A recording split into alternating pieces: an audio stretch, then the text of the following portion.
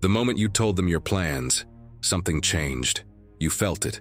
That subtle shift in the room. The smile that arrived a half-second too late. The encouragement that sounded almost right, but landed slightly wrong. And you told yourself you were imagining it. You told yourself they were happy for you. You told yourself that people who care about you want to see you win. But the project never got off the ground. And somehow, you still don't know exactly how the opportunity went to someone else. Someone who knew exactly what you were planning. Someone who had been in the room when you spoke. You didn't lose because you weren't good enough. You lost because you talked. And the worst part? You've done it more than once. You've stood in that exact same position, excited, open, certain that sharing the dream would make it more real, and watched it evaporate in the hands of someone who smiled while they held it. You called it bad luck. You called it timing. You called it the universe telling you it wasn't meant to be. It wasn't any of those things. It was information, shared too early, with the wrong person, at the only moment when it could still be used against you. Think about every time you've done this. Every time excitement became confession. Every time a dream left your mouth before it had a chance to become real. You told your coworker about the promotion you wanted. You told your friend about the person you were falling for. You told your family about the business idea that had been keeping you up at night. The one that felt so alive inside you that containing it felt impossible. And something happened. Not always betrayal. Not always the dramatic kind of sabotage you could name and confront. Sometimes just a look. A question that arrived too quickly. A silence that drained the energy from the room and from you. And slowly, without understanding why, the thing you wanted started to feel smaller. Less possible, more fragile. Like something you maybe had no business reaching for. You started to doubt yourself. And that doubt, that specific, subtle, perfectly placed doubt, did the job that no direct attack ever could have done. This is not a coincidence. This is not bad luck. This is not you being surrounded by uniquely terrible people. This is human nature operating exactly as Machiavelli described it 500 years ago. Most people are not rooting for your success. They are managing their relationship to it, calculating what your advancement means for their position, measuring the distance between where you are and where they are, and feeling, often without consciously choosing to, a specific discomfort when that distance starts to close. And the moment you show them what you want, you hand them a tool they did not ask for, but will absolutely use. Not always deliberately. That's what makes it so difficult to defend against. There is a specific kind of person you have met. You may not have recognized them at the time. They don't announce themselves, they don't make scenes. They don't compete with you openly. That would require showing their hand, and they are far too intelligent for that. They move quietly. You learn what they have accomplished only after it is done. You find out about their plans only after those plans have already succeeded. When the deal is signed, when the relationship is established, when the position is filled and the decision is made, and there is nothing left to contest. They never ask for your opinion on what they are building, not because they are arrogant, but because they understand something fundamental. Your opinion is not what they need. Your ignorance is. And here is the thing that disturbs you most about them. The thing you might not even have admitted to yourself until this moment. You can't predict them. You don't know what they're thinking. You don't know what they're building. You don't know whether they see you as an ally or an obstacle, or simply as irrelevant furniture in a room they are already planning to rearrange. And that unknowing, that specific inability to read them, creates something in you that you might call frustration. But frustration is not the right word. The right word is fear. You fear what you cannot predict. Every human being does. It is wired into us at a level far older than reason. And the person who gives you nothing to predict, nothing to track, nothing to monitor, nothing to position yourself against, holds a kind of power over your psychology that no amount of loudness or status or visible success can match. Machiavelli knew this. He wrote about it not as a strategy to be deployed, but as an observation about human nature that was simply true. The prince who reveals his intentions becomes the prisoner of them. Every person who knows your plan becomes a variable you can no longer control. Every person who doesn't remains irrelevant to what you are building. The inaccessible person is never the one who gets stopped. You've been doing it backwards. You speak to feel real. You share to feel connected. You announce your intentions to feel alive in them, to feel like the thing is actually happening, like saying it out loud makes it more true, more solid, more committed. And it does make it more true, for you.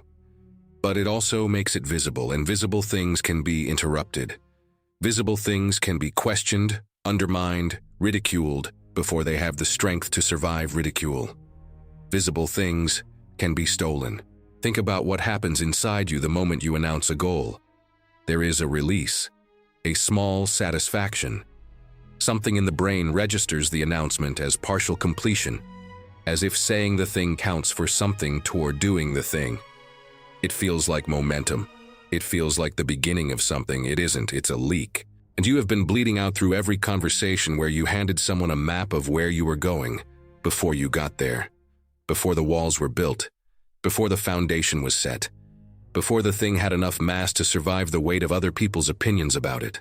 The person who moves in silence doesn't experience this leak.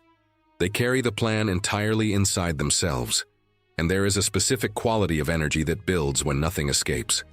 A pressure, a focus, a kind of internal gravity that pulls everything toward the thing being built. The plan becomes more real to them precisely because it exists nowhere else. It is entirely theirs until it is entirely done. And then, only then, the world finds out. Not as a plan, as a fact. Here is the part nobody wants to admit. You don't just talk because you're excited. You talk because some part of you needs confirmation that what you're building is real, that you are allowed to want it, that the size of your ambition is acceptable, that it won't embarrass you, won't overreach, won't invite the specific humiliation of someone watching you aim high and miss. You share the plan before it's done because you need someone else to make it feel possible. And that need, that specific deeply human need for external confirmation, is the most expensive thing you carry. Think about where it came from. At some point early, you learned that your worth was a negotiation, that what you wanted had to be approved before you could pursue it, that the right to aim at something required the consent of the room. And you absorbed that lesson so completely that you still live by it. Still submit your dreams for review before you allow yourself to chase them. Still wait for the nod that tells you it's okay to go. Nobody is coming to give you that nod. Or rather, the people who would give it are not the people whose opinion you're asking. The people you're asking are the ones who benefit from your hesitation, who become, simply by existing as an audience to your uncertainty, a kind of gravity that holds you in place. The silence is not just about protecting your plan from interference. It is about learning to be the only approval you need. This is the deeper work, not the strategy of keeping quiet about what you're doing, but the interior shift of becoming someone who does not require an audience to believe that what they are doing is real, who builds in the dark not because they are hiding, but because the darkness is where things grow before they are ready for light. Every time you move without announcing, every time you build without asking permission, you are practicing this. You are practicing becoming someone who does not need the room's approval to occupy it. Here is what nobody tells you about the people who operate this way. They are not cold. They are not indifferent. They are not the emotionally empty operators that the word Machiavellian has come to suggest. Many of them are deeply feeling people, people who have simply learned through experience that cost them something real, that the interior and the exterior are different territories that require different rules. What they have learned is not how to stop feeling. It is how to stop broadcasting. There is a version of you that existed before you learned this lesson, before the specific betrayal that taught it, before the plan that got stolen, the idea that got taken, the vulnerability that got used. That version of you was open in a way that felt like honesty, but was actually something closer to exposure. You are not that version anymore. And the question is not whether the closing happened. The question is whether you closed everything, or just the right things. Silence is not the absence of connection. It is the selection of it. You have people in your life right now who have earned access to everything you are building. You know who they are. Not because they told you, but because they showed you. They are the ones who celebrated your wins without immediately calculating what those wins meant for their own position. Who kept your confidence not because they were obligated to, but because they understood, without being told, that your trust was a gift that required care. Who told you the truth when it was easier to tell you what you wanted to hear. These people exist. They are rare, rarer than you would like. But they are real, and they deserve every part of you that you have been withholding in the name of protection. The silence is not for them. The silence is for the colleague who asks about your plans with a smile that doesn't quite reach their eyes. For the family member whose encouragement always arrives with a quiet ceiling, a suggestion, never quite stated, that you might be aiming above what you are capable of.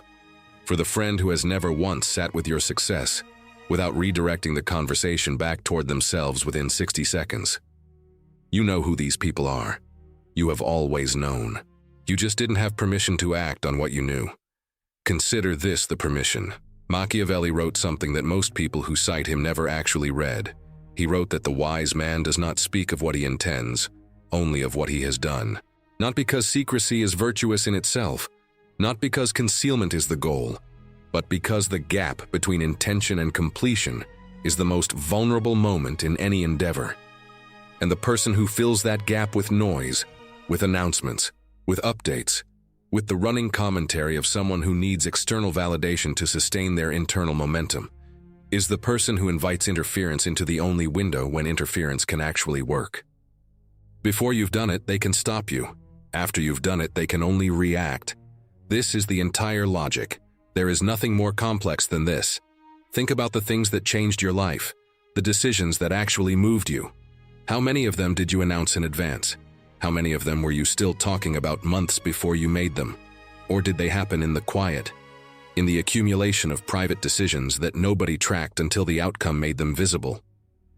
The announcement is not the achievement. The achievement is the achievement. And the people who understand this, who have internalized it not as a strategy but as a way of being in the world, are the ones who keep changing their circumstances while everyone around them is still talking about changing theirs. There is a specific moment, and you will recognize it when it comes, when someone in your life realizes that you have been moving without them knowing, that you built something while they were watching the door, that you changed something while they were still deciding whether change was possible, that you became something, quietly, steadily, without announcement or permission or the validation you used to require, and they had no idea it was happening. Watch their face in that moment. It is not always what you would expect. Sometimes it is genuine admiration, the specific warmth of someone who respects what they see. Sometimes it is a kind of recalibration, a visible adjustment in how they are holding you, who they think you are, what category you belong to in their internal map of the world. But sometimes, and this is the one Machiavelli was describing, it is alarm. The specific alarm of someone who has just understood that the person they thought they could read is not readable at all. That the person they thought they had accounted for has been doing something they never accounted for. That while they were busy managing their relationship to your potential, containing it, doubting it, positioning themselves in relation to it, you were busy converting that potential into something they can no longer manage. It is too late to interfere with what is already done, and they know it. That alarm is not something to seek. The goal is never to frighten people. That is a misreading of what power actually is. But understanding what produces that alarm tells you something important about the world you are operating in. The people who are alarmed by your silent progress were not rooting for you. They were monitoring you, keeping track, maintaining a quiet assessment of where you were and where you were likely to go and how that trajectory related to their own. And the silence, the same silence they may have read as passivity, as fear, as simply nothing worth tracking, was the one thing that made their monitoring useless. They couldn't stop what they couldn't see. There is something that happens when you stop announcing and start building that nobody warns you about. You start to hear yourself. When the noise of seeking approval is gone, when you stop running your plans through the filter of other people's reactions before you trust them, something clarifies. You discover what you actually want, separate from what you wanted people to see you wanting. You discover which of your ambitions were real and which were performances. You discover which relationships were sustaining you and which were simply familiar. The silence is not just a strategy for protecting your plans from external interference. It is a practice for becoming someone who knows their own mind. Most people never develop this. They live their entire lives in a continuous loop of wanting, announcing, seeking validation, adjusting based on the response, wanting differently, announcing again. Their sense of what they want is always partially determined by what the room will accept. Their ambitions are always slightly smaller than their actual capacity, because they have been sized to fit the appetite of an audience that was never qualified to set the limit. When you stop requiring the audience, when you build in silence long enough that you begin to trust your own judgment about what is worth building, something shifts. You become harder to manipulate. Because manipulation requires a point of entry. It requires knowing what you want badly enough to offer it to you, or to threaten to take it away. The person who has not announced their desires has not provided the map. The person who does not need external validation for their direction cannot be redirected by the withholding of it. This is the deeper power that Machiavelli was describing, not the power of secrecy, the power of self-possession. You don't have to become someone else to do this. You don't have to become cold or closed or calculated in the way that hollows a person out. You don't have to stop caring about the people in your life or start treating every interaction as a tactical operation. You have to become selective. Selective about what you share and with whom. Selective about when the announcement comes, and whether it needs to come at all before the thing is real. Selective about whose voice gets access to the part of you that is still becoming. The unfinished, fragile, not yet hardened part that needs space and silence not because it is weak, but because everything real is fragile before it is strong. The strongest thing you can do right now is not announce your strength. Let it appear. Let the results arrive without warning.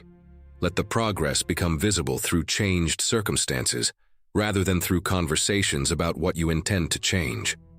Let the people around you understand where you are going only after you are already there, because at that point, there is nothing left for them to question or undermine or redirect.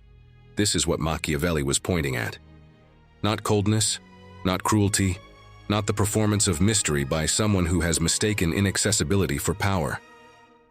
The genuine, earned, hard-won understanding that some things need protection during their most vulnerable phase, and that the protection they need is not argument or defense or explanation. It is silence. Move in silence. Not because you have something to hide, because you have something worth protecting. This world, the actual one with the actual people in it, the ones you work with and live with and love and have been disappointed by, has shown you more than once what it does with the things you expose before they are ready. The dream you spoke too early that never recovered its energy. The plan you shared in excitement that arrived back to you as doubt. The version of yourself you showed someone who was not ready to see it, and who, without meaning to, or perhaps meaning to very much, made you smaller for the showing. You already know what silence would have saved. You already know what talking cost you. The next chapter of your life is being written right now. Not in the conversations you are having about what you want. In the quiet. In the work that nobody is watching. In the accumulation of private decisions that will become visible only when they have already become real. Stop announcing. Start building. Move in silence. And let them find out when it's too late to stop you. That is why they will fear you. And that is exactly how it should be.